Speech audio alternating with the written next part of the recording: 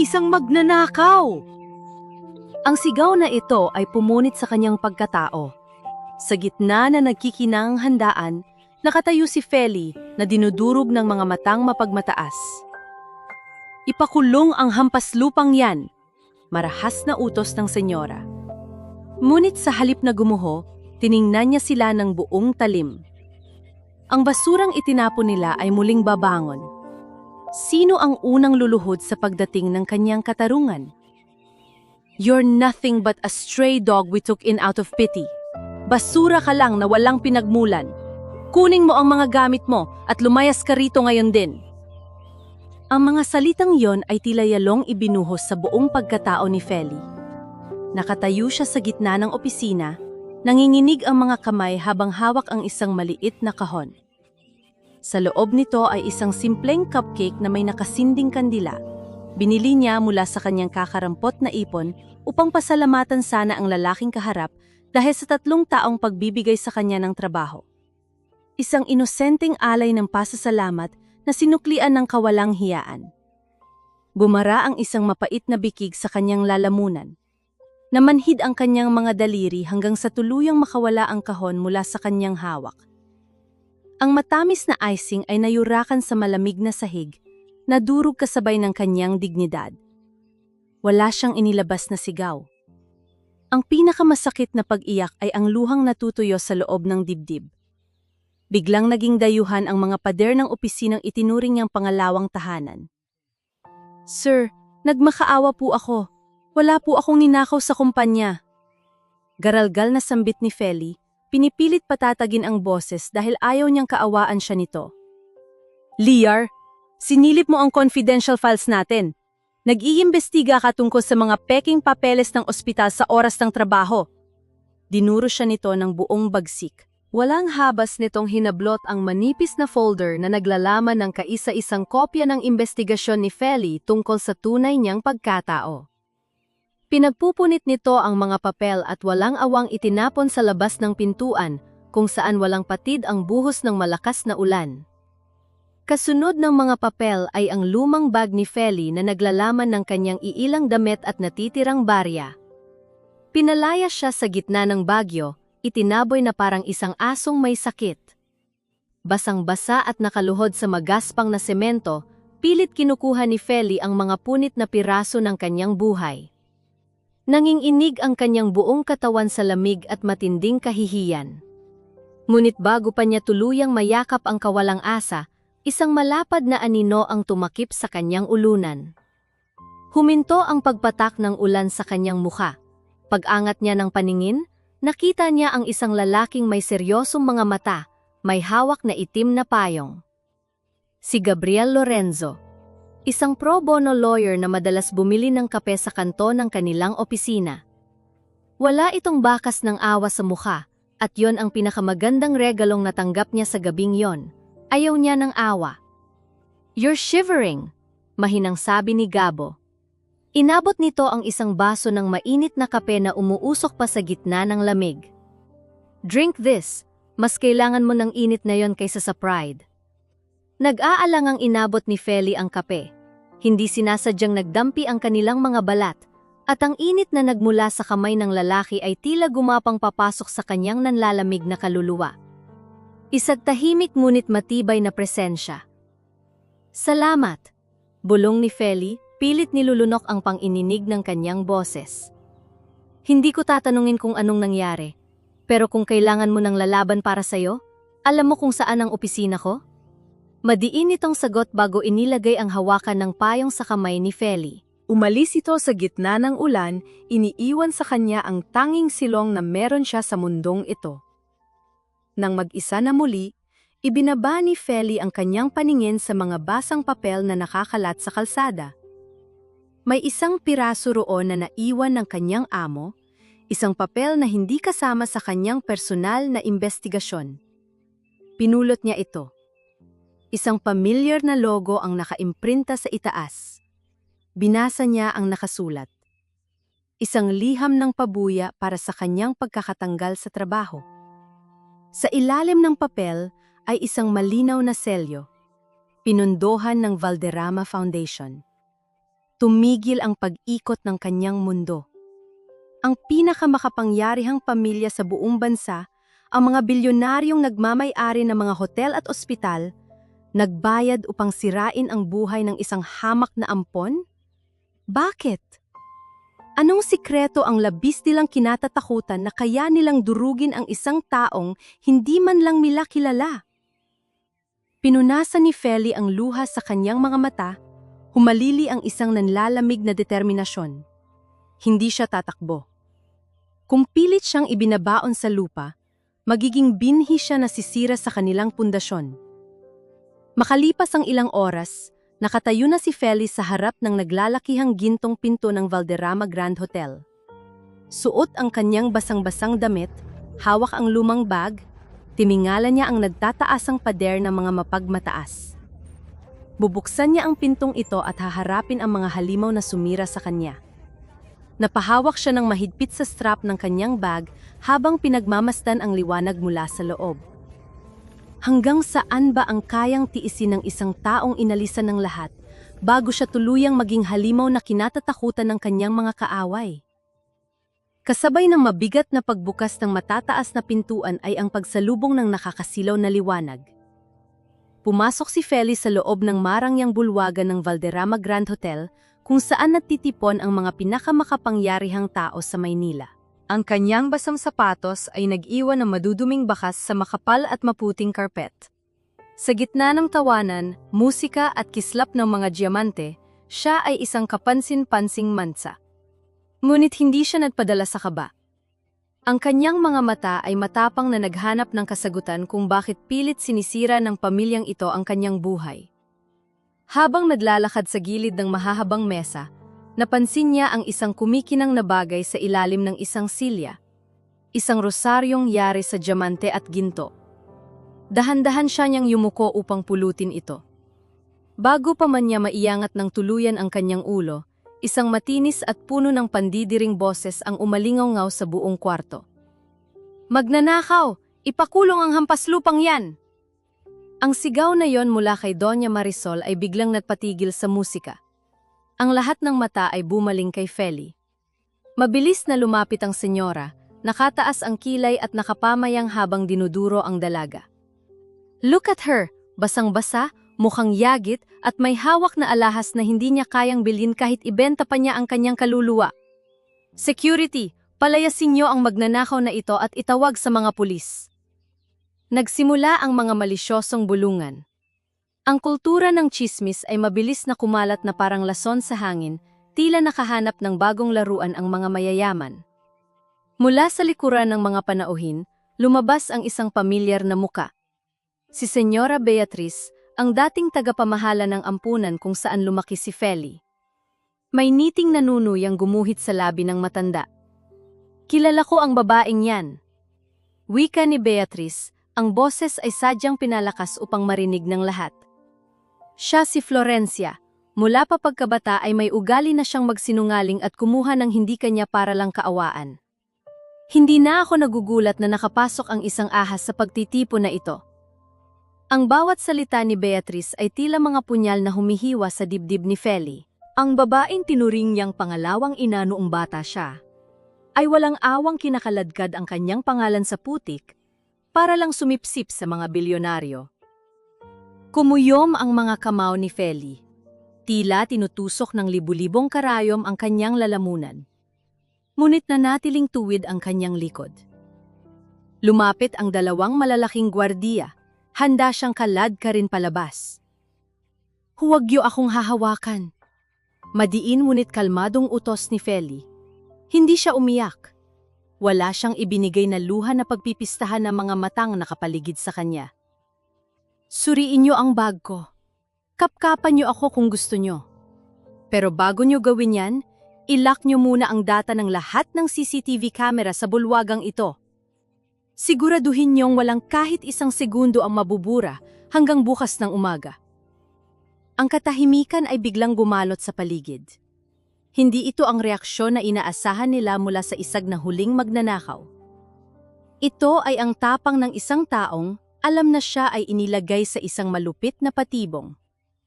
Mula sa pinakasentro ng bulwagan, Isang ginang na may puting buhok at tindig ng isang reyna ang tumayo. Si Doña Esperanza Valderrama. Ang ginang ay naglakad palapit, nahawi ang mga tao na tila mga alon na umiiwas sa isang naglayag na barko. Tinitigan niya si Feli mula ulo hanggang paa. Walang pangungutya sa kanyang mga mata, kundi isang malalim na pag-usisa. Bitawan niyo siya. Mahinahong utos ni Esperanza, ngunit sapat ang diin upang mabilis na umurong ang mga gwardya. Hinarap niya si Doña Marisol. Kung siya ay magnanakaw, tatakbo siya o magmamakaawa. Ngunit humihingi siya ng ebidensya. Huwag mong ibababa ang antas ng pagtitipong ito sa pamamagitan ng padalos-dalos na bintang, Marisol. Lumingon si Esperanza kay Feli at itinuro ang bakanting upuan sa kanyang sariling mesa. Umupo ka rito, sa harap ko. Kung ikaw ay nasa ilalim ng aking bubong bilang aking panauhin, walang sinuman sa silid na ito ang may karapatang ituring kang basura. Nagulat ang buong bulwagan. Walang sinuman ang naglakas loob na sumalungat sa reyna ng mga Valderrama. Dahan-dahang naglakad si Feli at umupo sa inilaang pwesto. Sa kabila ng maruming damit at pagod na katawan, taglay niya ang danggal ng isang inosenteng tao. Iniabot niya ang diamanteng rosaryo kay Esperanza. Nahulog po ito sa ilalim ng upuan, ibinabalik ko lang. Simpleng wika ni Feli, walang bakas ng panginginig. Nang kunin ni Esperanza ang rosaryo, isang basang hibla ng buhok ang tumabing sa mukha ni Feli. Isang simpleng galaw ng pagiging ina ang kusang lumabas kay Esperanza. Iniabot niya ang kanyang nanginginig na kamay at marahang inipit ang buhok ni Feli sa likod ng tainga nito.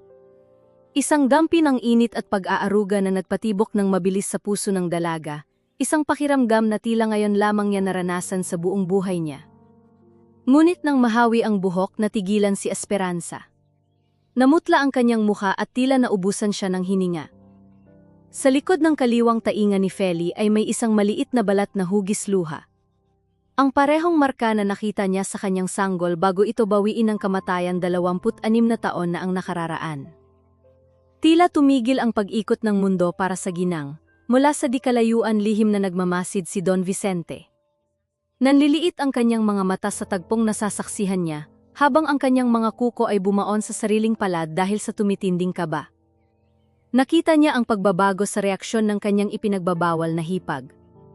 Ano ang iyong pangalan, iha? Garalgal na tanong ni Esperanza, halos hindi makapagsalita sa tindi ng emosyong bumabalot sa kanyang dibdib. Florencia po, Feli. Napahawak si Esperanza sa gilid ng mesa upang suportahan ang kanyang nanginginig na katawan. Ang kanyang puso ay parang gustong kumawala sa kanyang tadyang. Kailan ka ipinanganak? Tumingin si Feli ng diretso sa mga mata ng ginang, wala siyang itinago. 17 po ng Oktubre, nabitiwan ni Esperanza ang hawak niyang baso de kristal. Ang mataginting na tunog ng pagkabasag nito sa sahig ay umalingaw-ngaw sa buong katahimikan. Ang makapal na salamin ng marangyang sasakyan ay tila naghihiwalay kay Esperanza sa magulong mundo sa labas. Nakatingin lamang siya sa kawalan, ngunit ang kanyang isip ay naiwan sa hugis-luhang balat sa likod ng tainga ni Feli.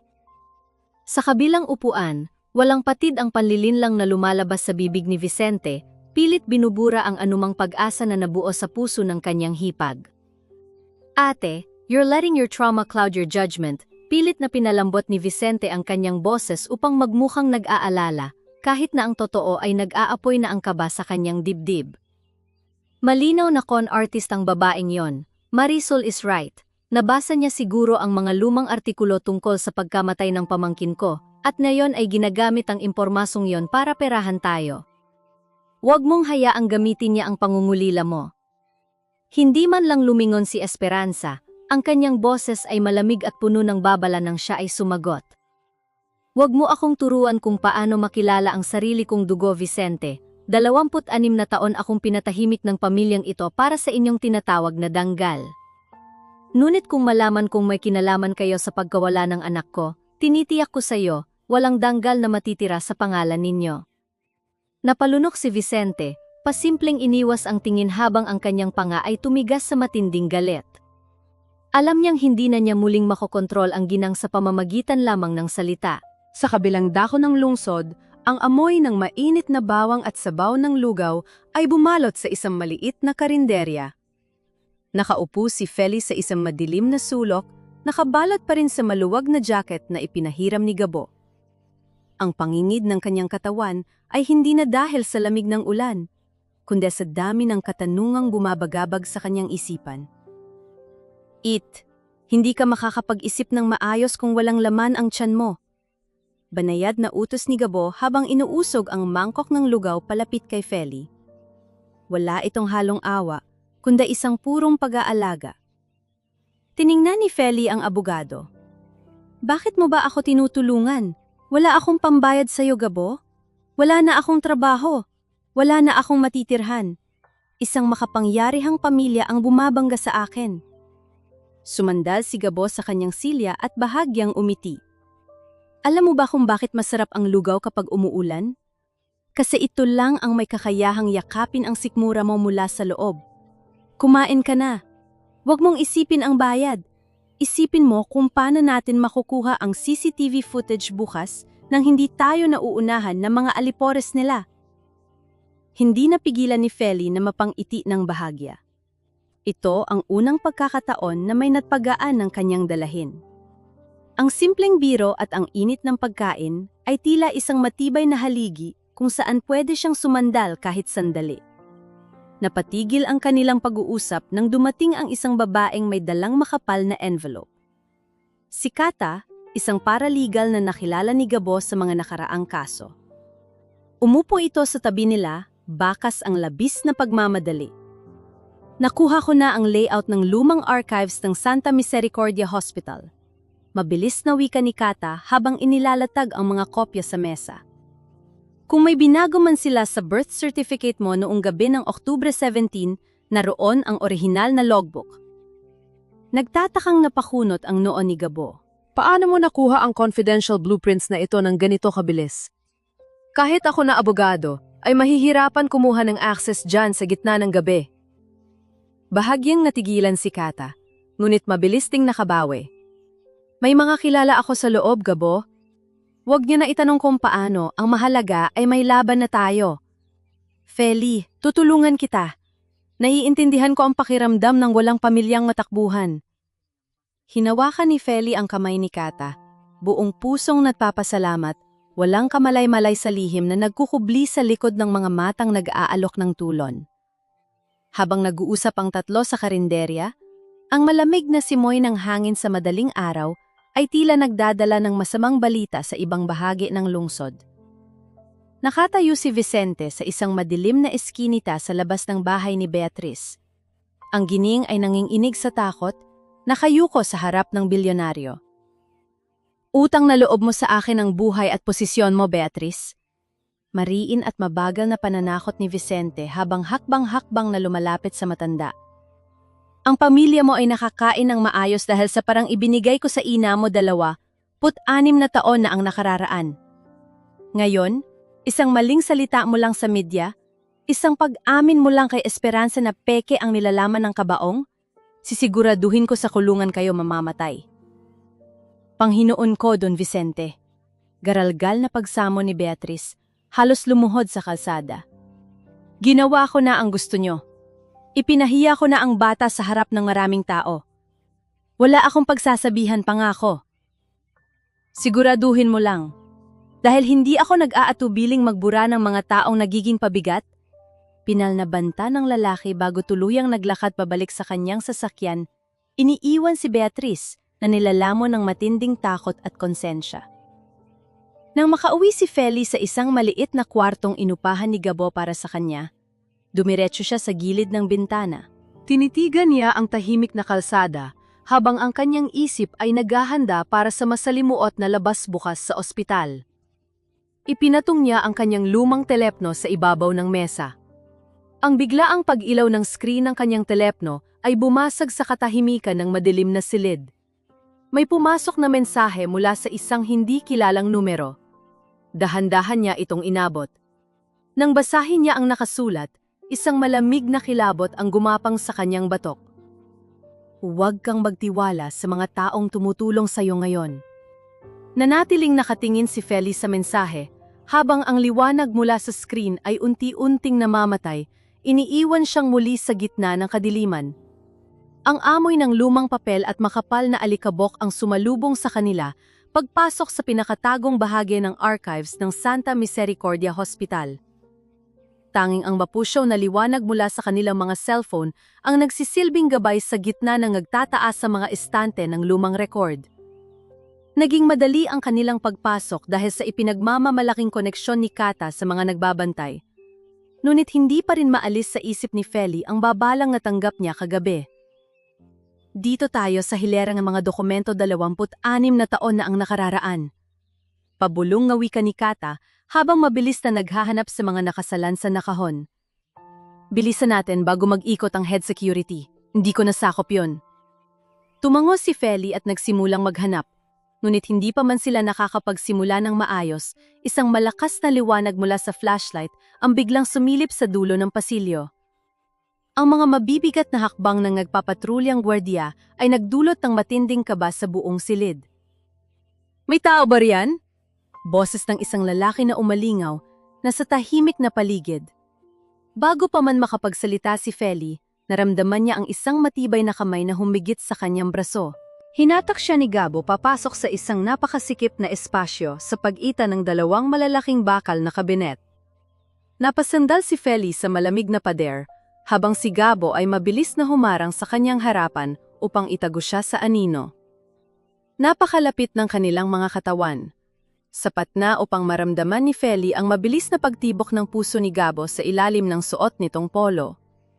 Nakadikit ang kanyang pisngi sa matigas na dibdib ng abogado. Ang mainit na paghinga ni Gabo ay tumatama sa itaas ng kanyang buhok. Inilagay ng lalaki ang kanyang isang kamay sa likod ng ulo ni Feli upang protektahan ito sa kaling tumama sa matigas na bakal.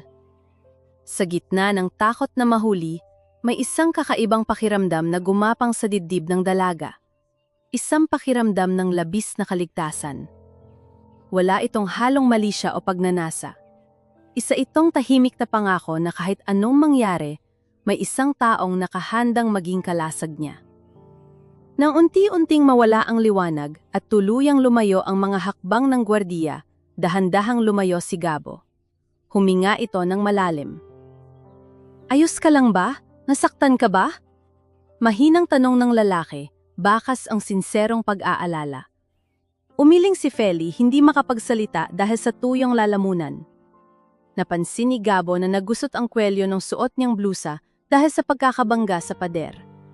Dahan-dahan at buong pag-iingat na inayos ni Gabo ang gusot na kwelyo. Ang kanyang mga daliri ay hindi man lang sinadyang dumampi sa balat ni Feli, isang pagpapakita ng dalisay na respeto. Nandito! Pabulong na tawag ni Kata mula sa kabilang hilera, binasag ang tahimik na sandali ng dalawa. Mabilis silang lumapit kay Kata na may hawak na isang lumang logbook na kulay kape. Nakabukas ito sa pahina ng 17 ng Oktubre. Itinuro ni Kata ang isang linya na may malinaw na bakas ng pambubura at pagpapalit ng impormasyon. Tingnan nyo, wika ni Kata. May dalawang sanggol na babae na ipinanganak ng gabing yon. Ang isa ay dinala sa Casa de Santa Rosa, ang isa ay dineklarang pumanaw at inilagay sa kabaong. Pero tingnan ninyo ang pirma ng doktor na nag-asikaso. Hindi ito ang regular na doktor ng ospital. Doktor ito ng pamilya Valderrama. Nanlaki ang mga mata ni Feli. Unti-unting nabubuo ang puzzle ng kanyang buhay. Kung ganon, kailangan natin hanapin ang lumang listahan ng mga pasyenteng na ilipat sa ampunan ng gabing yon para maitugma natin ang impormasyon. Maghahanap ako sa kabilang cabinet, baka nandoon ang annex files. Presenta ni Gabo bago lumayo ng ilang hakbang kasama si Feli. Nang makatalikod ang dalawa, unti-unting nawala ang pag-aalala sa mukha ni Kata. Humakbang siya paatras patungo sa pinakamadilim na bahagi ng hilera. Mabilis niyang kinuha ang kanyang telepo o mula sa bulsa. Itinutok niya ang kamera sa pahina ng logbook. Ang mahinang pagpindot sa screen ng kanyang telepo ay sapat na upang makakuha ng malinaw na kopya ng ebidensya. Agad niyang ipinadala ang litrato sa isang hindi nakapangalang numero kasama ng isang maikling mensahe. Nakuha na nila. Sa mga sandaling yon, ang tiwala ni Feli ay ibinabaon sa isang patibong na inihanda ng mismong taong tinawag niyang kaibigan. Malayo sa ingay at alikabok ng Maynila, ang tahimik na kumbento sa Antipolo ay nababalot ng hamog. Nakaluhod si Sister Amparo sa harap ng altar, hawak ang kanyang lumang rosaryo. Siya, ang dating tagapag-alaga ni Feli sa Casa de Santa Rosa, ang tanging taong nakakaalam ng buong katotohanan nung gabing dinala ang sanggol sa ampunan. Natigil ang panalangin ng matandang madre nang mapansin niya ang isang madilim na anino na tumayo sa likuran ng mga kahoy na upuan ng simbahan. Isang lalaking nakasuot ng itim na sombrero ang naglalakad palapit sa kanya. Inilapag ng lalaki sa ibabaw ng upuan ang isang bagay. Ang kaluskos ng makapal na sobreng papel na puno ng pera ay bumasag sa kabanalan ng lugar. Isang tahimik na suhol. Isang babala na ang katotohanan ay may katumbas na buhay. Bilang haligi ng pamilyang ito, hindi ko hahayaang yurakan ng isang mapagpanggap ang aming danggal. Ang boses ni Vicente ay umaapaw sa pagpapanggap ng isang mabuting tiyuhin habang nakatayo sa harap ng napakaraming mikropono at lente ng mga mamamahayag. She is a calculated gold digger. Ginamit niya ang awa ng publiko upang makapasok sa aming pagtitipon at ngayon, pinipilit niyang siya ang nawawalang tagapagmana. Mariing dagdag ni Doña Marisol sa telebisyon. Ang kanyang muka ay sadyang ginawang kaawa-awa para makuha ang simpatiya ng madla. Sa screen ng maliit na telebisyon ni Feli, ipinakita ang isang malisyosong inedit na video. Pinagmukha siyang sakim at palengkera habang nagdedemandang ilock ang CCTV sa hotel. Sadyang tinanggal ang buong konteksto na pinagbintangan siyang magnanakaw. Ang katotohanan ay pinilipit at ang buong bansa ay kinukondena siya. Habang nagaganap ang paninira kay Feli sa telebisyon, isang tahimik ngunit marahas na labanan ang nangyayari sa itaas ng matataas na gusali ng Makati. Nakaupo si Esperanza sa dulo ng isang mahabang mesa ng Board of Directors. Tinitigan niya si Vicente na nagpapalabas ng peking awa sa harap ng mga kasosyo sa negosyo. Ate, we have to protect the company. Ang pagkawala ng anak niyo noon ay nag-iwan ng malalim na sugat sa inyong isipan. Ginagamit lang ng babaeng ito ang inyong kahinaan. Wika ni Vicente, ang tinig ay malambot ngunit may nakakalasong diin. Kailangan niyo munang magpahinga at ibigay sa akin ang pansamantalang pamamahala hanggang sa gumaling kayo. Walang tigil ang pag-ikot ng sikmura ni Esperanza sa pandidiri. Nararamdaman niya ang malamig na posas na pilit inilalagay ng kanyang sariling pamilya sa kanyang mga kamay. Kinukulong siya sa ilalim ng salitang baliw at walang kakayahang mag-isip. Bumalik ang eksena sa loob ng maliit na apartment ni Feli. Nanginginig ang mga balikat ng dalaga sa matinding galit at kawalang katarungan. Pumasok si Kata, naliligo sa peking luha at mahigpit na niyakap ang dalaga. Feli, ang sama nila. Sira na ang pangalan mo sa buong bansa. Hindi ko alam kung paano ka pa makakabangon dito. Humahagulgol na wika ni Kata. Ang bawat salita ng paralegal ay sadyang pinili upang tuluyang durugin ang natitirang pag-asa sa dibdib ni Feli, upang iparamdam na wala na itong ibang kakampi kundi siya. Habang nagkukunwaring nasasaktan, panandali ang alala ni Kata ang isang lumang kontrata na pinapirmahan sa kanya ni Vicente noong siya ay 18 taong gulang pa lamang. Isa itong kasunduang mahigpit na nagbabawas sa kanyang gamitin at angkinin ang apelidong Valderrama, maliban na lang kung may magagawa siyang napakalaking pabor upang iligtas ang pamilya. Yon ang presyo ng kanyang pagkatao. Nanghina ang mga tuhod ni Feli at tuluyan siyang bumagsak sa malamig na sahig. Tumulo ang mabibigat na luha ng matinding pagkabigo. Wala siyang pera, wala siyang kapangyarihan. Paano niya lalabanan ang mga taong kayang bilhin ang katotohanan at gawing katatawanan ang kanyang pagkatao? Mula sa pintuan pumasok si Gabo. Hindi ito nagsalita. Hindi ito nagbitiw ng mga matatamis ngunit walang kwentang pangako upang pagaanin ng sitwasyon. Dahan-dahan itong naglakad at umupo sa malamig na sahig sa tabi ni Feli. Kinuha nito ang isang malinis na panya mula sa kanyang bulsa at tahimik na inilagay yon sa nanginginig na palad ng dalaga. Hindi niya hinawakan si Feli, ngunit sa gitna ng maingay na paninira ng mundo, ang tahimik na presensya ni Gabo ang nagsilbing nag-iisang kanlungan na nagpaalala sa kanya na hindi siya nag-iisa. Bago pa man makapagpasalamat si Feli, isang malakas at sunod-sunod na paghampas sa labas ng kanyang pintuan ang nagpatayo sa kanilang lahat. Naririnig nila ang sigawan at mga boses na nag-aakusa. Umabot na ang mga bayarang mamamahayag at mga galit na usisero sa kanyang pinagtataguan. Wala siyang matatakbuhan. Ang sunod-sunod na pagputok ng liwanag mula sa mga kamera ay tumagos sa maninipis niyang kurtina. Ang malalakas at sunod-sunod na paghampas sa manipis na kahoy na pintuan ay tila nagbabadyang sumira sa huling harang ng kaligtasan ni Feli. Umalingaw-ngaw ang mga nagpapatong-patong na boses ng mga mamamahayag na nag-uunahang makakuha ng balita. Nanginginig ang buong laman ni Feli, ngunit bago pa man siya makahakbang paatras, tumayo si Gabo sa kanyang harapan. Binuksan ng abogado ang pinto at humarang sa mismong pasukan. Ang kanyang tinig ay buo at nag-uumapaw sa awtoridad. Bilang legal counsel ng babaeng ito, binabalaan ko kayong lahat. Ang sinumang tumapak sa loob ng pag-aaring ito ay sasampahan ko ng trespassing at harassment. Umayos kayo! Tumahimik ng bahagya ang mga tao, ngunit ang panandaliang katahimikan ay nabasag nang huminto ang isang mahaba at itim na sasakyan sa tapat ng apartment. Bumaba si Vicente, suot ang isang mamahaling suit at ang kanyang pamilyar na maskara ng pagiging isang mabuting tao. Nahawi ang mga mamamahayag na parang alon. Huminga ng malalim si Feli. Hindi siya pwedeng magtago sa likod ni Gabo habang buhay. Lumabas siya ng pinto at hinarap ang halimaw. Feli, iha! Malambot at puno ng peking awa ang boses ni Vicente habang naglalakad palapit. Huminto siya sa tapat ng dalaga at naglabas ng isang nakatuping tseke mula sa kanyang bulsa. Naawa ako sa'yo. Tingnan mo ang sarili mo. Kinakaladkad mo ang pangalan mo sa putik. Pinaglalaruan mo ang isip ng isang matandang naulila. Wala kang konsensya. Pero dahil may puso pa rin ang pamilya namin, tanggapin mo ito. Gamitin mo para magsimula ng bagong buhay malayo rito. Nakaharap ang lahat ng kamera sa kanila. Hinihintay ng buong mundo ang pagbagsak ng isang yagit. Tinitigan ni Feli ang check na may nakasulat na halagang kayang bumili ng isang buong subdivision. Kumulo ang kanyang sikmura sa matinding pandidiri, ngunit nanatiling tuwid ang kanyang likod. Dahan-dahan niyang inabot ang check. Mumisi si Vicente. Inakalang nabili na niya ang katahimikan ng galaga.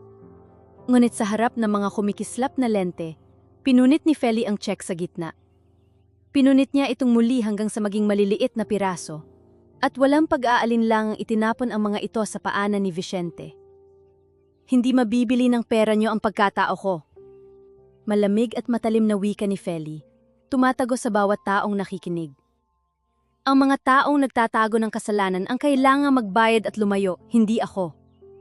Sa loob ng isang madilim at nakakandadong kwarto sa kabilang bahagi ng lungsod, nakatitig si Esperanza sa screen ng kanyang telebisyon. Umagos ang maiinit na luha sa kanyang mga pisngi, ngunit ang mga ito ay hindi luha ng kalungkutan.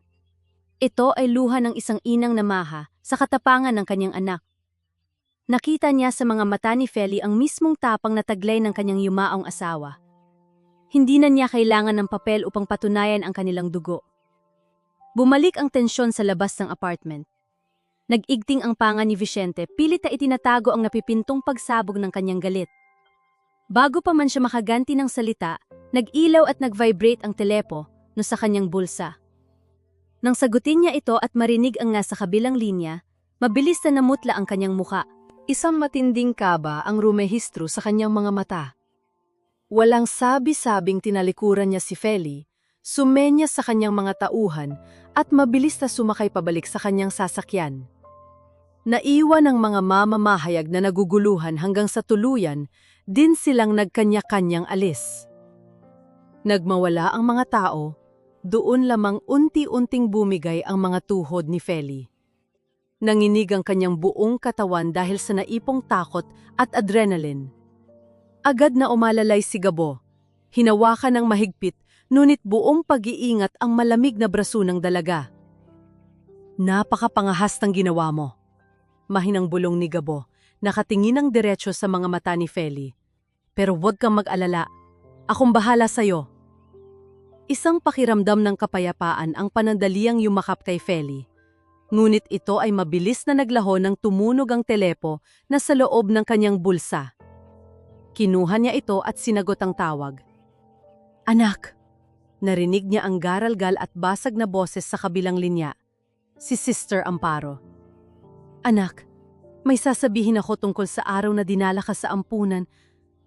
Ang basag na boses ng matandang madre ay tila nagdadala ng isang katotohanang matagal nang ibinaon sa lupa. Ang tunog ng pagpihit ng malamig na bakal na susi mula sa labas ng makapal na pintuan ay tila naghudyat ng pagtatapos ng kalayaan ni Doña Esperanza. Nakatayo siya sa gitna ng kanyang malawak at tahimik na silid habang umaalingaw-ngaw ang kalmadong boses ng kanyang bayarang doktor na nagdedeklarang siya ay nawawala na ng katinuan dahil sa matinding trauma. Ginagawa ko ito para sa pamilya, ate. Kasi nabubulag ka na ng ilusyon. Wika ni Vicente mula sa likod ng nakasarang pinto. Ang boses ay punong-puno ng panlilinlang na kayang papaniwalain ng buong mundo na siya ay isang nagmamalasakit na kapatid. You need to rest. Ang babaeng yon ay isang lason sa isip mo. Hindi mo alam ang ginagawa mo. Hindi sumigaw si Esperanza.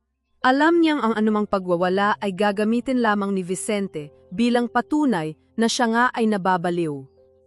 Ngunit sa loob ng kanyang dibdib, may isang bulkang sumasabog sa galit at pighati. 26 na taon siyang naging sunod-sunuran upang protektahan ang danggal ng mga Valderrama at nayon, tinatanggalan siya ng boses ng mismong mga taong pinaglingkuran niya. Dahan-dahan siyang naglakad patungo sa dulo ng kanyang marangyang aparador. Mula sa pinakatagong bahagi nito, kinuha niya ang isang maliit na kahoy na kahon. Nang buksan niya ito, bumungad ang isang lumang medalyong pilak na may nakaukit na letrang E.A., ang inisyal ng kanyang pangalang, Esperanza Alcantara. Ito ay ang kalahati ng pares ng medalyon na ipinagawa niya bago pa man siya manganak. Ngunit nasaan ang kapares nito? Napasadsad si Esperanza sa gilid ng kanyang kama, mahigpit na nakakuyom ang palad sa maliit na pilak. Kinuha niya ang isang malambot na unan at idinikit yon sa kanyang mukha. Pumikit siya ng mariin at pilit na inalala sa kanyang gunita ang amoy ng sanggol na hindi man lang niya nahawakan, ang init ng balat na ipinagkait sa kanya bago pa man niya mayakap. Isang hitbi ng pangungulila ang kumawala mula sa kanyang lalamunan, isang tahimik na pagtangis ng inang inulila ng buhay ng mga tao. Ang paglapag ng isang tray ng pagkain sa mesa ang bumasag sa kanyang pagmumuni-muni. Pumasok ang kanyang pinagkakatiwalaang kasambahay na si Rosa mula sa lihim na pintuan ng mga kawani. Tiningnan siya ng matanda ng may matinding awa. Senyora, may magagawa po ba ako? Nanginginig na bulong ni Rosa habang inaayos ang mga pinggan, iniiwasan ang mga nakakabit na kamera sa itaas ng kisame. Mabilis na kinuha ni Esperanza ang isang maliit na piraso ng papel at bolpen. Nanginig ang kanyang mga daliri habang nagsusulat ng iilang salita na magdudugtong sa 2 pusong pinaghiwalay ng kasakiman. Pasimple niyang isiningit ang nakatuping papel sa ilalim ng manggas ng kasambahay. Isang pagpindot sa braso nito ang naging tahimik nilang kasunduan. Makalipas ang ilang oras, narating ng isang simpleng sobre ang pintuan ng maliit na apartment ni Feli. Umalis na ang tagapaghatid nang makita niya ito sa lapag. Nanginginig ang kanyang mga kamay habang binubuksan ang selyo. Wala itong mahabang paliwanag. Wala itong pangalan. Tanging ilang salita lamang ang nakasulat sa malinis na papel. Ngunit ang bigat ng mensahe ay sapat na upang patigilin ang pagtibok ng kanyang puso. Patunayan mong buhay ka. Napatitig si Feli sa huling salita ng liham. Paulit-ulit itong binabasa sa kanyang isipan habang ang malamig na simoy ng hangin ay pumapasok mula sa awang ng bintana. Ang salitang buhay, ang lumang simbahan sa dulo ng Maynila ay nababalot ng malalim na katahimikan at manipis na usok mula sa mga nauupos na kandila. Sa pinakamasikip na sulok nito, malayo sa paningin ng iilan, naghihintay sina Feli at Gabo. Pilit na kinakalma ni Feli ang mabilis na pagtibok ng kanyang puso habang nakatingin sa figura ng isang matandang babae na dahan-dahang naglalakad palapit sa kanila. Si Sister Amparo. Ang kanyang mukha ay inukit ng panahon at takot, ngunit ang kanyang mga mata ay nananatiling matapang. Tinangka nila akong bayaran, anak. Garalgal ngunit buong tapang na panimula ng matandang madre, inaalala ang makapal na sobreng inialok ni Vicente kapalit ng kanyang katahimikan. Pero hindi mabibili ng kanilang maruming pera ang kaligtasan ng aking kaluluwa. Mula sa kanyang lumang bag, inilabas ni Sister Amparo ang isang makapal na kopya ng logbook na matagal na niyang itinago. Ipinatong niya ito sa ibabaw ng kahoy na upuan. Narito ang patunay, wika niya. 2 bata ang pinagpalit ng pangalan ng gabing yon. Ang sanggol na binawian ng buhay ay inilagay sa kabaong na inuwi ng mga Valderrama. Ikaw, na malusog at humihinga, ay palihim na inilabas at ibinigay kay Beatrice upang dalhin sa ampunan. Ginamit nila ang pera ng pamilya upang bayaran ang pananahimik ng doktor at ng mga nurse. Kinuha ni Feli ang mga papel, ang kanyang paningin ay naglabo dahil sa luhang nagbabadyang tumulo. Ngunit hindi pa roon natatapos ang revelasyon, nanginginig na inabot ni Sister Amparo ang isang maliit na balot ng tela. Nang ibigay ka sa akin, may naiwan na nakasabit sa iyong damit. Itinago ko ito dahil alam kong darating ang araw na hahanapin mo ang iyong tunay na pinagmulan. Malambot na paliwanag ng madre. Dahan-dahang binuksan ni Feli ang tela. Sa gitna ng kanyang palad ay nakapatong ang kalahati ng isang lumang medalyong pilak. Kumislap ito sa ilalim ng liwanag ng kandila, ipinapakita ang malinaw na pagkakaukit ng 2 letra, EA. Sa sandaling yon, bumagsak ang lahat ng pader na itinayo ni Feli sa kanyang paligid. Mahigpit niyang hinawakan ang malamig na pilak at idinikit yon sa kanyang dibdib. Hindi siya humikbi ng malakas, ngunit ang tahimik na pag-agos ng kanyang mga luha ay nagdadala ng 26 na taong pangungulila. Sa wakas, mayroon siyang pisikal na patunay na hindi siya basta na lamang itinapon sa kalsada. Minahal siya. May isang inang mag-iwan ng palatandaan, umaasang balang araw ay magkikita silang muli. Mula sa kanyang likuran, tahimik lang na nakamasid si Gabo. Hindi niya sinira ang sagradong sandali. Ang tanging ginawa niya ay ang pagtayo ng matuwid sa likuran ni Feli, isang matibay na haligi na nakahandang sumalo sa dalaga kung sakaling bumagsak ito. Binasag ni Kata ang katahimikan nang ilabas niya ang isang maliit na portable scanner mula sa kanyang daladalang bag. Kailangan nating i-digitize ang lahat ng ito ngayon din. Isasave ko ang lahat ng file sa isang encrypted USB upang hindi nila ito madaling makuha o mabura. Mabilis na kumilos si Kata. Kinaskan niya ang bawat pahina ng logbook at ang sinumpaang salaysay ni Sister Amparo. Ngunit habang hawak ni Kata ang maliit na USB drive upang isalin ang mga dokumento, napansin ni Feli ang marahas na panghinginig ng mga daliri ng paraligal. Ang panginginig na yon ay hindi dahil sa lamig ng simbahan. May matinding takot at kaba na nag-uunahan sa mga mata ni Kata habang nakatitig sa ebidensya. Malamig lang, mabilis na palusot ni Kata nang mapansin niyang nakatingin si Feli, sabay tago ng USB sa loob ng kanyang bulsa. Hawak ko na, ligtas na ito. Umuwi na tayo at magpahinga. Nang gabing yon, bumalik sila sa inuupahang apartment. Sa unang pagkakataon matapos ang napakaraming araw ng takot at pagtatago, nakatulog si Feli nang may ngiti sa kanyang mga labi. Hawak niya sa kanyang dibdib ang medalyong pilak. Malapit na, konting tiis na lang at makakamit na niya ang katarungan para sa kanyang ina at sa kanyang sarili. Ngunit ang kapayapaan ay tila isang magnanakaw na mabilis lumisan sa kalagitnaan ng gabi. Kinaumagahan, nagising si Feli hindi dahil sa sikat ng araw, kundi dahil sa lamig na tumatagos sa kanyang balat. Dumilat siya at nakita ang awang ng pintuan ng kanyang kwarto. Ang higaan sa kabilang gilid ay walang laman. Walang bakas ni Kata, walang naiwang gamit. Mabilis na bumangon si Feli at nilapitan ang mesa kung saan naroon ang kanilang mga gamit. Ang kanyang puso ay parang inilubog sa yelo. Nawala ang lahat, wala ang mga orihinal na dokumento at higit sa lahat, wala ang nag-iisang USB na naglalaman ng lahat ng ebidensya na magpapabagsak kay Vicente. Sa gitna ng kanyang pagkawasak, ang tanging naramdaman niya ay ang malamig na hangin mula sa nakabukas na bintana. Walang tigil ang pagtakbo ni Feli sa kahabaan ng bangketa. Kapos ang hininga at balisa ang buong pagkatao. Tila nakikipagkarera siya sa oras upang bawiin ang kaisa-isang pag-asa ng kanyang buhay na tinangay ng mismong taong tinawag niyang kaibigan. Ginamit niya ang lumang laptop sa apartment upang itrack ang huling lokasyon ng telepono ni Kata bago ito tuluyang patayin. Itinuro siya nito sa isang eksklusibo at pribadong restaurant sa Makati, isang lugar na imposibleng mapuntahan ng isang simpleng paralegal. Nang marating niya ang labas ng establishima, nagkubli siya sa likod ng malalaking halamang palamuti malapit sa salamin ng VIP room.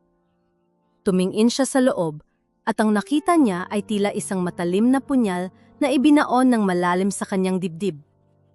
Nakaupo si Kata sa isang marangyang mesa. Sa kanyang harapan, kalmadong humihigop ng kape ang lalaking nagwasak sa buhay ni Feli, si Don Vicente Valderrama. Nakita ni Feli kung paano inilapag ni Kata ang orihinal na logbook at ang asul na USB sa ibabaw ng mesa. Itinutulak ito palapit sa bilyonaryo. Bahagyang nakabukas ang bintana ng pribadong silid, sapat upang dalhin ng hangin ang mga salitang dumudurog sa natitirang tiwala ni Feli sa mundo. "Good job, Catalina. Hindi mo ako binigo." Pamilyar at nakakalasong boses ni Vicente, puno ng tagumpay. "Ibibigay ko na sa iyo ang matagal mo nang hinihingi. Ang apelidong Valderrama. Isa ka ng tunay na anak." Umiiyak na tumango si Kata, isang iyak ng desperadong bata na uhaw sa pagmamahal. "Ginawa ko ang lahat, Papa. Tinalikuran ko siya para lang tanggapin mo ako. Para magkaroon ako ng pamilya." Hindi na hinintay ni Feli na matapos ang kanilang pagdiriwang. Kusang humakbang ang kanyang mga paa papasok sa restaurant. Walang gwardiya ang nakapigil sa matalim niyang pag-iral nang buksan niya ang pintuan ng VIP room. Ang gulat sa mukha ni Kata ay sapat na upang patunayan ang bigat ng kanyang pagkakasala, habang si Vicente ay nakang-isi lamang, tila inaasahan na ang pagdating ng natalong kalaban. Hindi sumigay si Feli. Walang lumabas na hagulgol sa kanyang mga labi. Ang pinakamatinding galit ay hindi marahas, ito ay nagyayelo at tahimik. Naglakad siya palapit sa mesa at tinitigan si Kata mula ulo hanggang paa. "Sa dinami-dami ng beses na umiyak ako sa balikat mo, kailan ka pinakanatuwa, Kata?" Malamig at halos walang emosyong tanong-tanong ni Feli, tumatagos sa kaluluwa ng paralegal. "Nung sinabi ko bang wala akong pamilya na matatakbuhan? O nung buong puso kitang pinagkatiwalaan?" Namutla si Kata, nanginginig itong tumayo at pilit na inabot ang kamay ni Feli. "Feli, makinig ka. Patawarin mo ako. Kailangan ko lang ng pamilya. Anak niya ako sa labas. Gusto ko lang maranasan kung paano ituring na isang tunay na anak." Ngunit bago pa man dumampi ang mga daliri ni Kata sa kanyang balat, mabilis na umurong si Feli, nandidiri sa pagtataksil ng dating kaibigan. Isang mapang-asar na halahak ang pinakawala ni Vicente. Kinuha niya ang logbook at ang USB, itinaas ito na parang isang tropeo. "Look at you, Florencia, wala ka ng hawak. Ako ang may kontrol sa orihinal na kopya at sa digital files. You are nothing but a ghost. Kahit anong ipagsigawan mo, walang maniniwala sa isang yagit na walang ebidensya." Binaling ni Feli ang kanyang matatalim na mata kay Kata, hindi pinansin ang kayabangan ni Vicente. "Binenta mo ang kaluluwa mo para sa isang taong hindi ka kailanman mamahalin, Kata. Wala ka ng utang na loob sa kanya, dahil ngayon, naging halimo ka na rin gaya niya." Pumikit ng mariin si Feli, naramdaman niya ang pamumuo ng mga luha sa gilid ng kanyang mga mata, ang hapdi ng pagkawasak mula sa loob. Ngunit kinagat niya ang loob ng kanyang pisngi hanggang sa malasahan niya ang sariling dugo. Hindi siya iiyak. Hindi niya bibigyan ng kasiyahan ang mga halimaw na ito na makitang gumuguho ang kanyang pagkatao sa harap nila. Nang imulat niya ang kanyang mga mata, wala itong bakas ng kahinaan. Tinalikuran niya ang mag-ama, iniwan si Kata na humahagulgol sa sahig habang patuloy na nagmamakaawa para sa kapatawaran. Naglakad si Feli palabas ng restaurant, taas no hawak ng mahigpit ang kanyang danggal. Ngunit nang makalabas siya sa kalsada, nang tuluyan na siyang mag-isa, unti-unting nawala ang adrenaline na nagpatibay sa kanyang mga tuhod. Nanghina ang buong katawan ng dalaga. Bumagsak ang kanyang mga tuhod sa malamig na semento. Nawala na ang lahat ng ebidensya. Ninakaw na ang kanyang nag-iisang pagkakataon upang muling makapiling ang kanyang ina. Paano pa siya lalaban kung pinagkaitan na siya ng mga sandata? Mula sa maitim na kalangitan, bumagsak ang unang patak ng ulan sa malamig na semento. Walang pakialam si Feli sa malakas na buhos ng ulan na unti-unting bumabasa sa kanyang damit at pumapasok hanggang sa kanyang kaluluwa. Nakatulala lamang siya sa kawalaan, manhid sa lamig at pagod sa paulit-ulit na pagtataksil ng mundo. Sa gitna ng kanyang pagguho, isang malaking payong ang muling sumilong sa kanyang nanginginig na katawan. Pamilyar ang aninong humarang sa liwanag ng poste. Si Gabo. Hindi ito nagtanong kung bakit siya nakaluhod sa kalsada. Hindi rin ito nagpakita ng awa, kundi isang tahimik at matibay na pag-unawa. Dahan-dahan nitong inihakbang ang kanyang paa, hinawakan ang malamig na braso ni Feli at inalalayan siyang tumayo.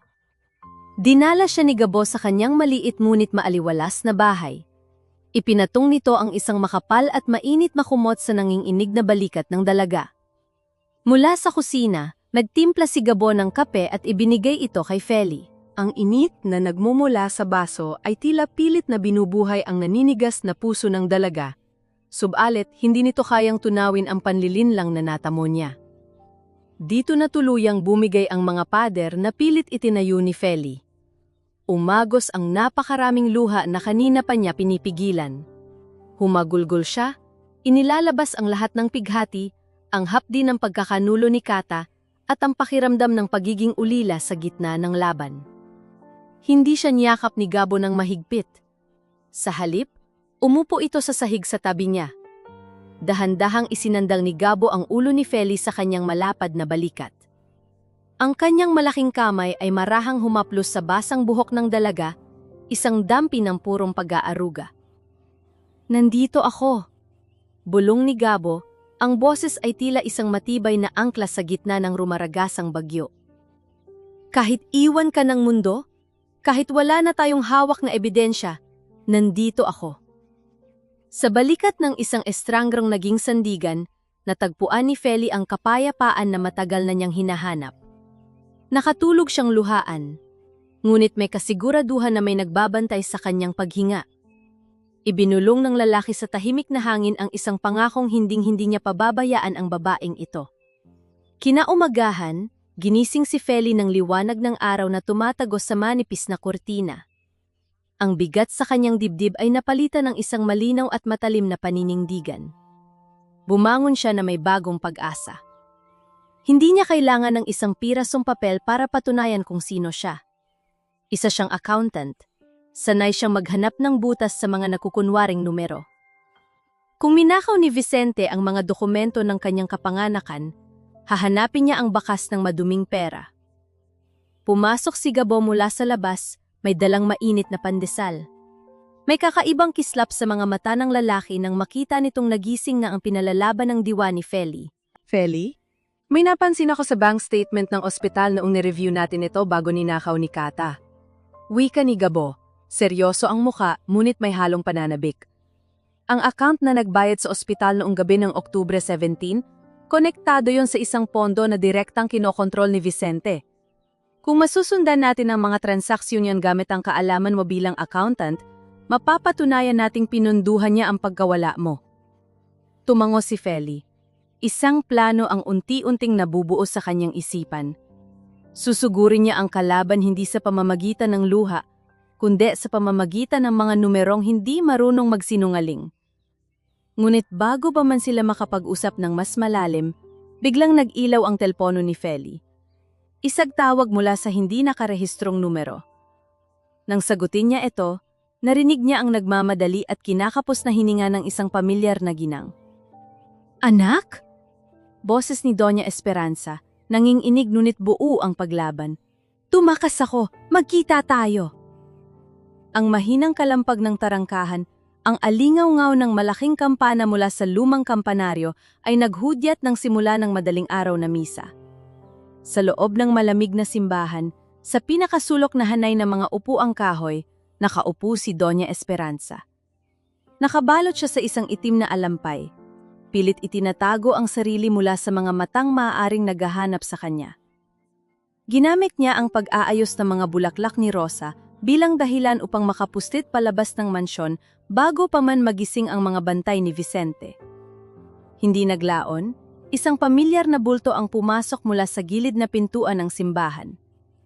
Si Feli, kasunod si Gabo na nanatili sa malayo upang bigyan ng espasyo ang mag-ina. Nang magtama ang paningin ng dalawang babae, tila huminto ang pag-ikot ng mundo. Nanginginig na tumayo si Esperanza. Dahan-dahan siyang lumapit kay Feli at mula sa kanyang nanginginig na palad, inilabas niya ang kalahati ng pilak na medalyon. Walang pag-aalinlangan, inilabas din ni Feli ang kapares nito na nakuha niya kay Sister Amparo. Nang paglapitin nila ang dalawang piraso, nabuo ang letrang EA ng walang anumang puwang.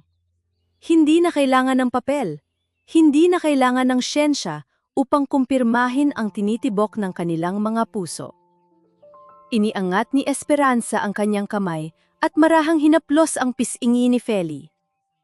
Ang magaspang niyang palad ay nagdala ng init na 26 na taong ipinagkait sa kanila. Matagal na kitang hinihintay, anak. Garalgal na bulong ni Esperanza habang patuloy sa pag-agos ang kanyang mga luha. Nandito na po ako, ma. Sagot ni Feli, umiiyak habang isinisiksik ang kanyang mukha sa palad ng kanyang ina. Isang pag-uwi matapos ang napakahabang pagkaligaw. Ngunit ang sagradong sandali ay mabilis na nabasag. Mula sa pangunahing pintuan ng simbahan, pumasok ang 3 lalaking nakasuot ng itim na suit. Ang mga tauhan ni Vicente. Mabilis na naghanap ang kanilang mga mata hanggang sa makita nila ang ginang. Naglakad sila ng mabilis palapit sa mag-ina. Hinawakan ng isang lalaki ang braso ni Esperanza habang ang isa naman ay inambahan ng hawak si Feli. Senyora, pinapauwi na po kayo ni Don Vicente. Hindi raw po kayo nakainom ng gamot nyo. Bago pa man makalapit si Gabo upang protektahan sila, isang mataginting na sampal ang dumapo sa pisngi ng lalaking nagtangkang humawak kay Feli. Ang tunog ng paglapat ng palad sa balat ay umalingaw-ngaw sa tahimik na simbahan, sapat upang patigilin ang lahat ng nakakita. Hindi na ito ang ginang na nakayuko at walang boses. Si Esperanza ay tumayo ng tuwid, ang mga mata ay nag-aapoy sa matinding puot at kapangyarihan. Huwag minyong hahawakan ang anak ko! Mariin at dumadagundong na utos ni Esperanza. Tinitigan niya ang mga tauhan ng may matinding autoridad. Ako ang nagpapasweldo sa inyo. Ang pamilya ko ang nagbibigay ng pagkain sa mga mesa ninyo, hindi ang kapatid ng asawa ko. Lumayas kayo sa paningin ko bago ko ipag-utos na ipakulong kayong lahat. Napaatras ang mga lalaki, labis na kinilabutan sa bagsik ng tunay na reyna ng mga Valderrama. Mabilis silang umalis. Takot na matikman ang buong put ng ginang. Hinarap ni Esperanza sina Feli at Gabo. Wala nang takot sa kanyang mukha. Hindi na ako papayag na ikulong niya ako sa sarili kong bahay. Gabo, bilang abogado ng anak ko, tulungan mo akong makipag-ugnayan sa pinakapinagkakatiwalaang independent laboratory sa bansa. Magsasagawa tayo ng live DNA testing. Ipapakita natin sa buong Pilipinas ang resulta nang walang dumaan sa maruruming kamay ni Vicente. Tumango si Gabo. Mabilis na tinawagan ang kanyang mga koneksyon sa medical na komunidad. Wala nang urungan. Ang pagbangon ng ina ay ang magiging pinakamatibay na kalasad ni Feli. Kinabukasan, naging usap-usapan ng balita tungkol sa isasagawang live DNA testing. Sa loob ng opisina ni Vicente habang nanonood sa telebisyon tungkol sa hakbang na ito ng kanyang hipag, walang bakas ng kaba sa kanyang mukha. Hinihintay niya ang ganitong pagkakataon. May isang baraha pa siyang hindi inilalabas. Isang sikretong kayang sirain maging ang pinakamalinis na siyensya. Nang ibalita ng reporter na ilalabas na ang resulta sa susunod na araw, isang mabagal at nakakakilabot na ngisi ang gumuhit sa mga labi ni Vicente. Bakit siya nakangiti sa gitna ng kanyang napipintong pagkatalo? Ang nakakakilabot na ngisi ni Vicente, inakala ni Vicente na nasa kanya pa rin ang huling halakhak. Habang hinihintay ng buong bansa ang resulta ng DNA test, kalmado siyang nakaupo sa kanyang malawak na opisina. Uminom siya mula sa kanyang baso. Tila nagdiriwang na ng maaga. Let them have their tearful reunion, pagmamayabang niya sa kanyang personal na abogado. Kahit lumabas pa ang 100% positive result, walang makukuha ang yagit na yan. Ang pera, ang kapangyarihan ng pamilya, lahat yan ay nakatali sa mga trust funds at kumpanya na ako lamang ang may otoridad na gumalaw, hindi nila ako mababangga. Ngunit hindi alam ng bilyonaryo na ang kinalaban niya ay hindi isang ordinaryong biktima na umaasa lamang sa awa at ugnayang kadugo. Sa loob ng maliit na apartment, na puno ng mga makapal na dokumento, resibo at financial statements ang hapagkainan. Dito, si Feli ang reyna. Gamit ang kanyang talas bilang isang accountant, sinuyod niya ang bawat butas ng mga transaksyon na nakuha ni Gabo mula sa public records, katuwang ang mga petsang ibinigay ni Sister Amparo. Gumuhit ang isang matalim at matapang na ngiti sa labi ni Feli, tiningnan niya si Gabo na nakatayo sa kanyang tabi, matamang nagmamasid sa kanyang ginagawa. Tingnan mo ito, Gabo, wika ni Feli, itinuturo ang dalawang magkahiwalay na papeles. Ang perang ginamit para bayaran ang ospital at ang pamilya ni Beatrice 26 na taon na ang nakararaan, at ang pondong nagbayad sa dating amo ko para palayasin ako sa trabaho noong nakaraang linggo, iisang shell company lang ang pinanggalingan. At kung susundan natin ang mga dummy directors ng kumpanyang iyon, babagsak ito sa Valderrama Foundation na direktang kinokontrol ni Vicente. Bakas ang matinding paghanga sa mga mata ng abogado, hindi niya naiwasang mapangiti ng malapad dahil sa husay ng dalaga. Ito na ang hinahanap natin, Feli, corporate fraud, embezzlement, at money laundering. Kapag naipasa natin ang buong dossier na ito sa Securities and Exchange Commission at sa NBI ngayon din, hindi lang sa pagkawala mo siya sasagot, mabubulok siya sa kulungan dahil sa pagnanakaw sa sarili nilang kumpanya. Inabot sila ng madaling araw sa pag-aayos at pag-uorganisa ng mga dokumento magpapabagsak sa imperyo ni Vicente. Sa tindi ng pagod, hindi na nakayanan ni Gabo. Nakatulog ito nang nakadukmo sa ibabaw ng mesa, mahigpit pa ring hawak ang isang pulang bulpen sa kanyang kamay. Tumigil si Feli sa kanyang pag-staple ng mga papel. Dahan-dahan siyang tumayo at kumuha ng makapal na kumot mula sa loob ng kwarto. Maingat niyang ibinalot ito sa malalapad na balikat ng lalaki. Sinisiguradong hindi ito lalamigin. Timitigan niya ang mukha ni Gabo na payapang natutulog. Isang mainit na pakiramdam ng pagmamahal at pasasalamat ang bumalot sa kanyang dibdib. Sa buong buhay niya, siya palagi ang nag-aalaga sa sarili niya. Ngayon, may isang taong nagpuyat at lumaban kasama niya. Ibinalik ni Feli ang pag-aalaga sa pamamagitan ng simpleng kumot, isang tahimik na pagpapatunay na hindi na siya nag-iisa. Habang nagpapahinga ang dalawa sa pag-asang dala ng kanilang ebidensya, isang kalunos-lunos na eksena ang nagaganap sa kabilang bahagi ng lungsod.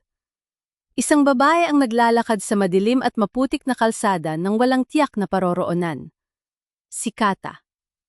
Bitbit ang isang maliit na bag, umiiyak siya ng walang patid habang inaalala ang malulupit na salita ng kanyang ama. Matapos ibigay ang USB na naglalaman ng mga ninakaw na ebidensya, itinaboy siya ni Vicente na parang isang asong galad.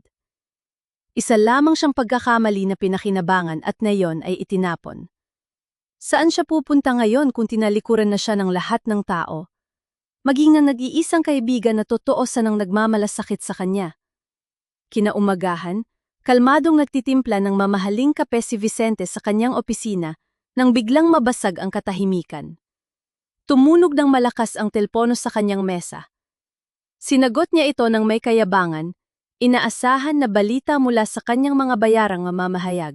Ngunit ang narinig niya ay ang nanginginig at tila takot na boses ng kanyang personal bank manager.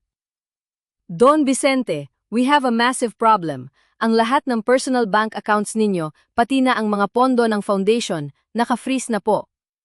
May inilabas na emergency court order ang gobyerno dahil sa investigasyon ng NBI tungkol sa malawakang money laundering at pandarambong. Napatigas si Vicente. Tila huminto ang pagdaloy ng dugo sa kanyang katawan. Hindi siya makakapaglabas ng kahit isang sentimo. Wala siyang pambayad sa mga tauhan, sa mga abogado, o sa mga media. Sa sobrang galit at pagkabigla, Ibinato ni Vicente ang hawak niyang babasading baso sa pader. Nagkadurog-durog ang kristal, kasabay ng tuluyang pagguho ng kanyang malinis na imahe. Nabuo ang matinding puot sa kanyang mga mata, ang panga ay nag-igting sa galit. Wala siyang ibang sisisihin kundi ang hamak na accountant na minaliit niya, susugod ang halimaw gamit ang dahas.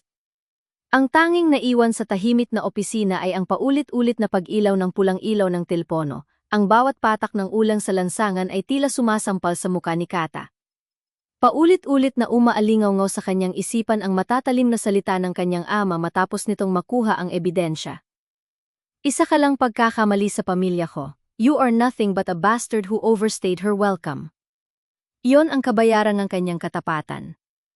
Naisip niya ang lahat ng kanyang isinakripisyo, ang kanyang prinsipyo, ang natatanging kaibigang tumanggap sa kanya, para lamang makatanggap ng isang pagkataboy na mas malupit pa sa kamatayan.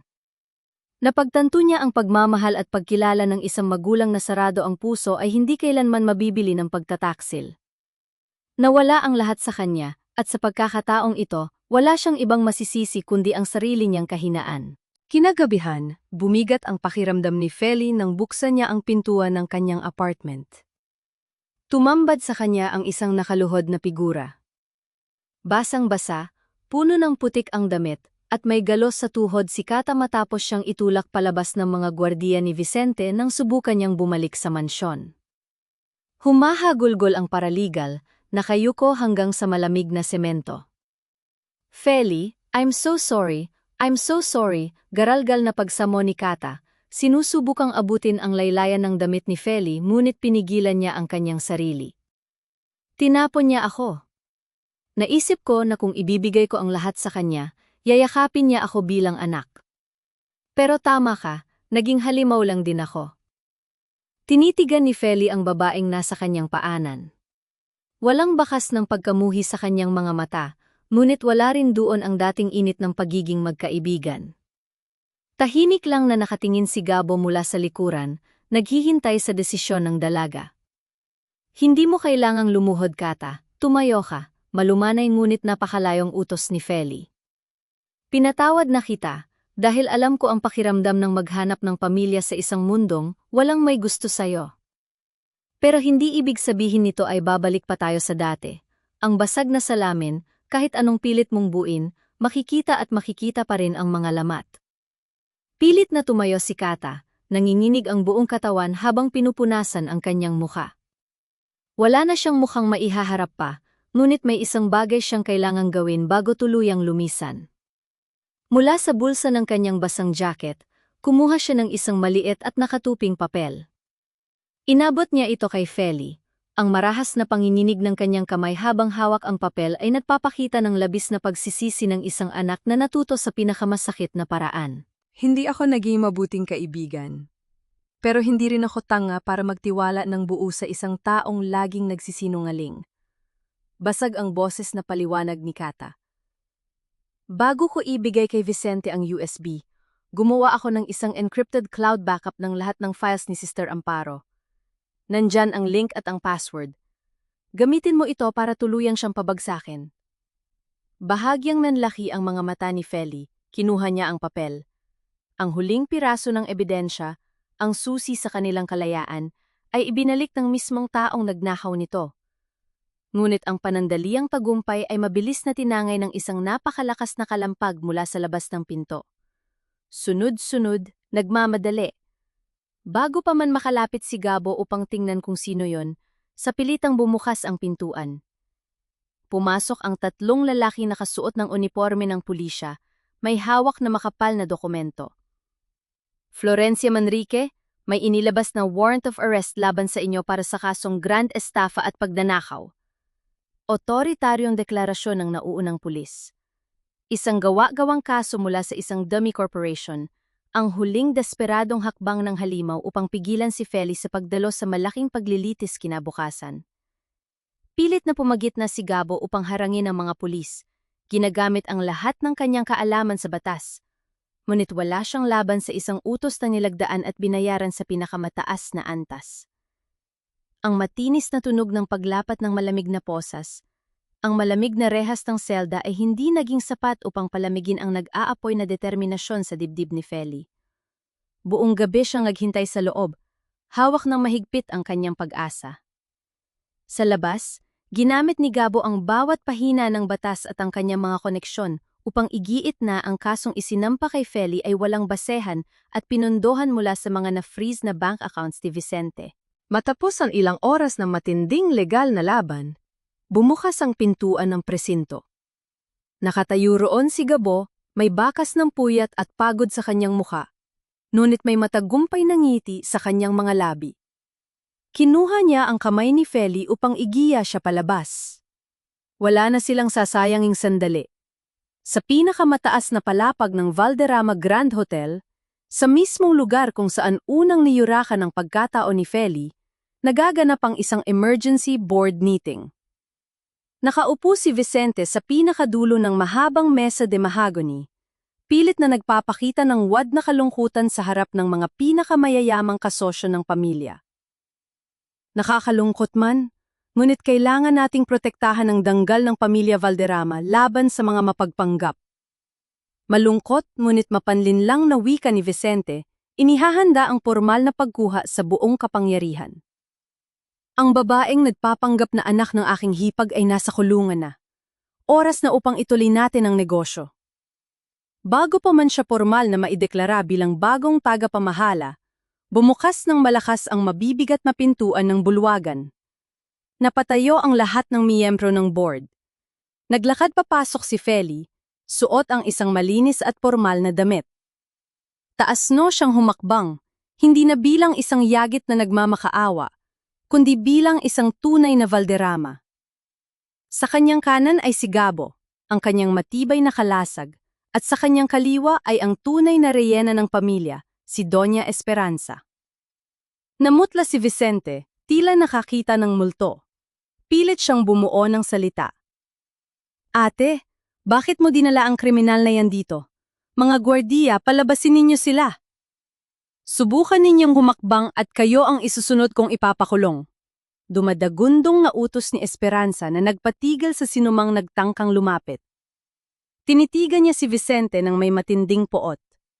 Ang tanging kriminal sa silid na ito, Vicente, ay ikaw, at tapos na ang paghahari mo. Inilapa pang ni Feli ang makapal na folder ng mga audit reports sa ibabaw ng mesa. Mabilis na ikinabit ni Gabo ang USB sa projector ng boardroom.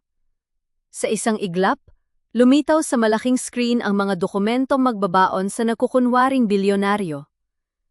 Ipinakita ni Feli ang detalyadong daloy ng pera, kung paano ninakaw ni Vicente ang pondo ng kumpanya upang magtayo ng mga dummy corporations, kung paano niya binayaran sina Beatriz at Marisol upang manira ng pagkatao, at ang kopya ng orihinal na logbook mula sa ospital na nakuha mula sa cloud backup ni Kata. Akala mo ba mabubura mo ang pagkatao ko dahil ang hawak mo ang pera? Matalim na tanong ni Feli, tumatagos sa bawat sulok ng tahimik na kwarto. Ang mga numero ay hindi marunong magsinungaling, Vicente. Niloko mo ang pamilyang ito. Pinatay mo ako sa papel upang nakawin ang perang nakapangalan sa akin, at ginamit mo ang pondong yon upang payamanin ang sarili mo. Nagsimulang magbulungan at magalit ang mga board members.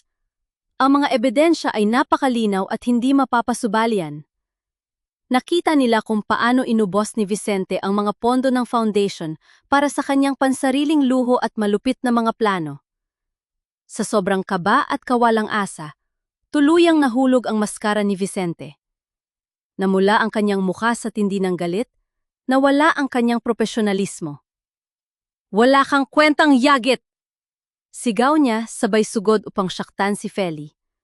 Ngunit bago pa man makalapit ang kanyang mga kamay sa dalaga, mabilis na humarang si Gabo. Hinawakan ng abogado ang braso ni Vicente at malakas na itinulak ito pabalik. Hindi gumamit ng karahasan si Gabo, ngunit ang kanyang tindig at higpit ng pagkakahawak ay sapat upang iparamdam kay Vicente na hindi niya kailanman masasaktan si Feli nang hindi dadaan sa kanya. Tumayo ng tuwid si Doña Esperanza. Ang kanyang boses ay tila huling hatol ng langit. Bilang pinakamalaking pemengke at nag-iisang tagapagmana ng aking yumaong asawa, ipinag-uutos kong alisin sa lahat ng posisyon si Vicente Valderrama. Gabo, papasukin mo na ang mga awtoridad. Bumukas muli ang pintuan at pumasok ang mga ahente ng NBI. Agad nilang pinaligiran si Vicente at inilagay ang posa sa kanyang mga kamay dahil sa patong-patong na kaso ng corporate fraud at embezzlement. Habang kinakaladkad si Vicente palabas ng marangyang silid, pilit siyang nagpupumiglas, sumisigaw at isinusumpa ang pangalan ni Feli. Ngunit sa halip na sumigaw pabalik o magpakita ng galit, tinitigan lamang siya ni Feli nang may matinding kapayapaan. Wala na ang gigil. Ang tanging naroon ay ang purong awa para sa isang taong nilamon ng sariling kasakiman at naiwang walang nagmamahal. Ito ang pinakamasakit na sampal sa isang mapagmataas na tao. Ang tingnan siya bilang isang kaawa-awang nilalang na hindi nakarapat-dapat bigyan ng emosyon. Sa kabila ng matamis na tagumpay, may isang maliit at tahimik na tanong ang nanatili sa hangin. Nayang nasira na ang mga pader ng kasinungalingan, paano sisimula ng isang ina at anak ang pagbuo ng kanilang buhay matapos ang 26 na taong ninakaw mula sa kanila? Bumagsak ang mga tuhod ni Vicente sa malamig na marmol ng pasilyo habang sapilitan siyang inilalabas. Lumingon siya sa mga board members at sa kanyang hipag, umiiyak at nagmamakaawa para sa tulong. Ngunit walang kahit isa ang naglakas loob na tumingin sa kanya. Pilit siyang itinayo ng mga ahente habang ang mabibigat na pintuan ng bulwagan ay dahan-dahang sumasara sa kanyang harapan. Ang malakas at dumadagundong na pagbagsak ng martilyo ng hustisya, ang malamig na rehas ng kulungan ang tanging sumalubong sa mga unang umaga ni Vicente Valderrama. Wala na ang mga mamahaling kasuotan, ang mga nakayukong tauhan, at ang huwad na kapangyarihang ginamit niya upang manira ng buhay. Sa labas ng kanyang madilim na selda, patuloy na umiikot ang mundo nang wala siya. Sinisingil ng karma ang kanyang pagiging sakim. Si Doña Marisol, na dating reyna ng mga tsismis at alta sosyedad, ay tuluyan ng itinakwil ng kanyang mga sirkulo. Ang mga taong dati niyang kasabay sa pagtawa, ay siya na ngayong nagpapasimuno sa pagkutya sa kanya, isang mapait na parusa para sa isang babaeng namuhay sa paninira ng kapwa. Sa loob ng napakalawak na mansyon ng mga Valderrama, inilibot ni Doña Esperanza si Feli. Ipinakita ng matanda ang mga kwartong puno ng mamahaling kagamitan, ang malaking hardin, at ang mga dokumentong naglalaman ng bilyon-bilyong pisong pamana na nakapangalan na ngayon sa tunay na tagapagmana. Baka sa mga mata ng ginaang pamimilit na ibigay ang buong mundo upang punan ang 26 na taong nawala sa kanila. Dito ka natitira anak, ibibigay ko sa iyo ang lahat ng nararapat sa isang Valderrama, malambing at puno ng pag-asang alok ni Esperanza, mahigpit na hawak ang mga kamay ng dalaga. Ngunit sa halip na masilaw sa kinang ng kayamanan, isang matamis at payapang ngiti ang sumilay sa mga labi ni Feli. Dahan-dahan niyang pinisil ang magaspang na palad ng kanyang ina. Ma, hindi tayo gagawin ng pera bilang mag-ina, ang oras ang gagawa niyan. Malumanay na paliwanag ni Feli, tumatago sa puso ng matanda. Hindi ko kailangan ng malaking mansyon kung hindi naman natin kilala ang isa't isa ng lubusan. Gusto ko kayong makilala bilang isang simpleng ina, at gusto kong makilala niyo ako hindi bilang isang tagapagmana, kundi bilang si Feli. Naiyak si Esperanza sa lalim ng pangunawa ng kanyang anak, pumayag siya sa kagustuhan nito. Sa halip na manatili sa pala, siya ng mga Valderrama at malunod sa marangyang pamumuhay, nagrenta si Feli ng isang maaliwalas ngunit simpleng apartment na ilang kanto lamang ang layo mula sa mansyon. Dito nila sinimulang buuin ang mga alaalang matagal na nilang pinang-arap, malayo sa mga mata ng mapanghusgang lipunan. Isang maaliwalas na umaga, nagising si Feli hindi sa tunog ng kanyang orasan, kundi sa isang pamilyar at nakakagutong na amoy mula sa kanyang maliit na kusina. Nang lumabas siya ng kwarto, nakita niya si Esperanza na nakasuot ng simpleng apron, nakatayo sa harap ng kalan, at pilit na inaayos ang niluluto. Ang ginang na dati ay pinagsisilbihan ng 12 ng kasambahay ay ngayon pawisang nag-aasik, kaso ng almusal para sa kanyang anak. Nang ihain ni Esperanza ang pagkain sa ibabaw ng maliit na mesa, napansin ni Feli na sulog ang gilid ng piniritong itlog at medyo matigas ang sinangag. Pasensya na anak, matagling na akong hindi nakakahawak ng kawali. nahihiyang paliwanag ng ginang habang pinupunasan ang kanyang pawis. Kumuha si Feli ng isang malaking kutsara at kinain ang sunog na itlog.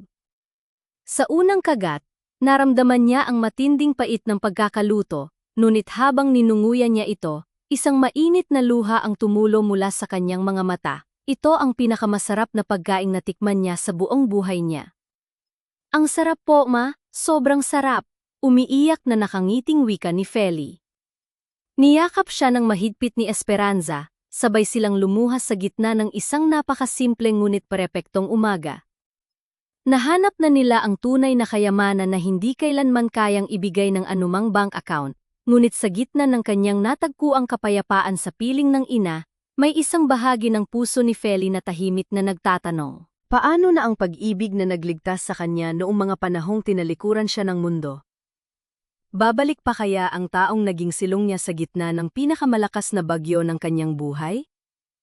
Ang kanyang malalim na pag-iisip ay nahinto nang makarinig siya ng marahan at pamilyar na pagkatok sa kanyang pintuan. Dahan-dahan siyang tumayo, inayos ang kanyang buhok, at binuksan ito. Nakatayo sa labas ang lalaking hindi siya iniwan sa pinakamadilim na bahagi ng kanyang laban. Si Gabo. May suot itong malapad at nakakahawang ngiti, habang ang isa nitong kamay ay may hawak na paper bag mula sa paborito nilang panaderya, at ang isa naman ay may dalang dalawang baso ng kape. Wala ng mga dokumento, wala ng mga kasong kailangang ipaglaban, tanging sila na lamang at ang pangako ng isang bagong simula.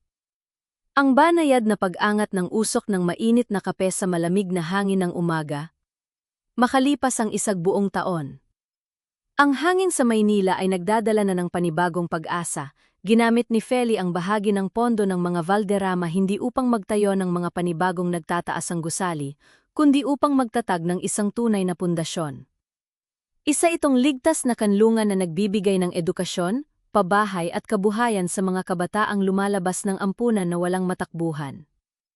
Walang mga kamera na nakatutok, walang malalaking banner na nagmamalaki sa kanilang pangalan upang makakuha ng papuri. Purong tulong at pagmamalasakit lamang. Sa isang maliit na sulok ng pasilidad, tahimik na nagtuturo ng pagbasa sa mga bata ang isang babaeng nakasuot ng simpleng kamisyeta. Si Kata. Unti-unti siyang bumabangon, naglilingkod araw-araw ng walang hinihinging kapalit at walang inaasahang pagkilala, binubuo ang sarili sa pamamagitan ng pagtulong sa iba. Sa di kalayuan, sa isang tahimik na probinsya, pinili ni Feli na bigyan ng kapayapaan ang matandang si Beatrice. Hindi na niya kinasuhan ang dating tagapamahala ng ampunan. Naintindihan ni Feli sa malalim na bahagi ng kanyang puso na ang pagtatanim ng put ay parang pag-inom ng lason, na siya rin mismo ang papatayin. Ibinigay niya ang kapatawaran, hindi habil karapat-dapat ang mga nagkasala, kundi dahil karapat-dapat ang kanyang sarili na lumaya sa mabigat na kadena ng nakaraan. Nang lumabas si Feli sa pintuan ng pundasyon, bumagsak ang isang malakas na ulan. Ngunit hindi na ito ang parehong nakakatakot na ulan na nagtaboy sa kanya sa kalsada noon. Sa ilalim ng kulay abong kalangitan, nakatayo si Gabo. May hawak itong malaking payong at may suot na napakatamis at payapang ngiti. Lumapit si Feli, at sa pagkakataong ito, hindi lang payong ang ibinahagi nila. Dahan-dahang inabot ni Gabo ang kamay ni Feli. Pinagsiklop ng lalaki ang kanilang mga daliri, nagbibigay ng init na tumagos hanggang sa kaluluwa ng dalaga, at sabay silang naglakad sa gitna ng ulan. Ang kanilang pagmamahalan ay tahimik ngunit napakatapat. Isog pag-ibig na hindi nangangailangan ng malalaking salita, kundi napatunayan sa gitna ng pinakamalakas na bagyo. Ang aral ng kanyang buhay ay naging malinaw para sa lahat. Ang halaga ng isang tao ay hindi kailanman masusukat sa mamahaling apelidong ibinigay sa kanya, at lalong hindi sa dami ng perang hawak niya. Ang tunay na halaga ay nasusukat sa katotohanang pinanindigan niya, kahit na tinalikuran at inalipusta pa siya ng buong mundo. Ilang gabi matapos yon, bumalik sina Feli at Doña Esperanza sa Valderrama Grand Hotel, sa mismong marangyang restaurant kung saan nagsimula ang lahat ng luha at laban. Habang sila ay kumakain ng tahimik at puno ng galak, Napansin ni Feli ang isang komosyon sa labas ng makapal na salamin. Isang batang babae, basang-basa at may dalang maruming sako, ang pilit na itinataboy ng gwardiya dahil nakakasira raw ito sa magandang tanawin ng mga mayayaman. Hindi na tumawag si Feli ng manager upang magalit. Hindi siya gumawa ng isang malaking eksena. Kalmado siyang tumayo mula sa kanyang pwesto, naglakad patungo sa pintuan at banayad na pinigilan ang gwardiya. Tinitigan niya ang nanginginig na bata na nagpaalala sa kanya kung sino siya at kung ano ang kanyang pinagdaanan. Dahan-dahan niyang inihila ang isang malambot at bakanting upuan sa tabi ng kanilang mesa. Tinginin na niya ang bata ng may matinding lambing at sinabi ang mga salitang magpapabago sa buhay nito. "Halika, umupo ka, may espasyo pa rito." Dahil sa huli, natutunan ng lahat na ang tunay na mayaman ay hindi ang nagmamay-ari ng pinakamalalaking kumpanya at mansyon. Ang tunay na mayaman ay ang may pusong kayang magpapasok at magmahal sa mga taong isinara ng mundo.